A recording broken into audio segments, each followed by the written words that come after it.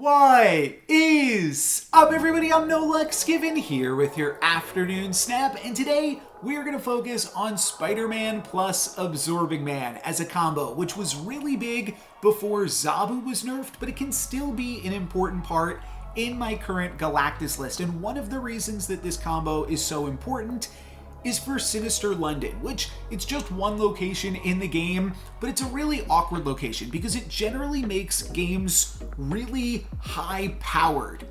But it's not great for a Galactus deck because it fills a bunch of locations, your opponent can just make much better use of it, but with Spider-Man plus Absorbing Man plus potentially sometimes Dr. Octopus in weird combinations, you can actually still make pretty good use of Sinister London with this deck as well. If you have Spider-Man, then you can play it in Sinister London on turn 4, locking your opponent out of that location for the rest of the game, because we're going to Absorbing Man there on turn 5, undeterred by the fact that Absorbing Man now costs 5 because of the Icebox. So now my opponent will have to play to the Danger Room, which is also pretty good because their card might get destroyed there, and then next turn they might have a different location locked off, but the important point is we will still be able to play in Sinister London on the final turn, so we'll just play America, and then America will be 18 power. And looks like my opponent does unfortunately get a card destroyed there from the Danger Room, which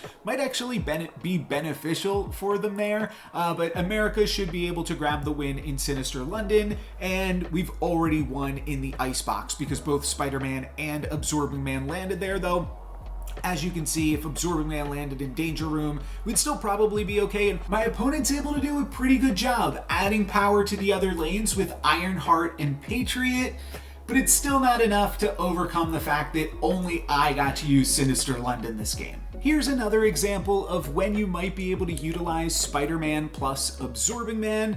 This time, we're gonna look at Bar with No Name, but it also could have been like Sanctum Sanctorum or anything that limits the game to just 2 locations. And then if you can Spider-Man and Absorbing Man one of those 2 locations, you're just really gonna restrict your opponent's ability to even play. So that's what we're going to do here. Interestingly, I did think about just Absorbing Man the Black Widow again. The reason I didn't go for that is then my opponent would have another Widow's Bite to throw in Bar with No Name, and then I might not be able to win it with Dr. Octopus. So kind of a weird one in this exact scenario, but it caused me to take this line of just Spider-Man in Subterranea and then Absorbing Man in Subterranea.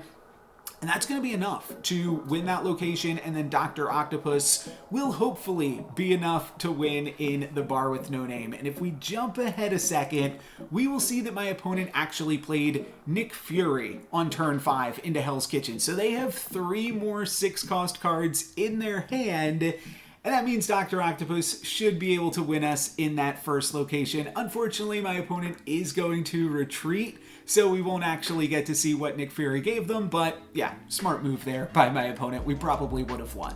And this is like another example, pretty similar, but just different how it all came to be. X-Mansion gives me Arrow, and plus the Widow's Bite means that my opponent is bunked in that center location, and we've actually already won it, assuming they don't have a way to pump those cards up additionally. So from here, I'm just going to Spider-Man the Throne Room and Absorbing Man the Throne Room, and even if my opponent can add a little bit more power to one of these locations, I still have another play that I can make in the X-Mansion. They do have Blue Marvel, as we can see here, so they're going to have a slight lead above me in the X-Mansion, but I'll be able to win that with America, and they will be completely webbed out of the Throne Room. Let me jump ahead just a little bit. There you can go.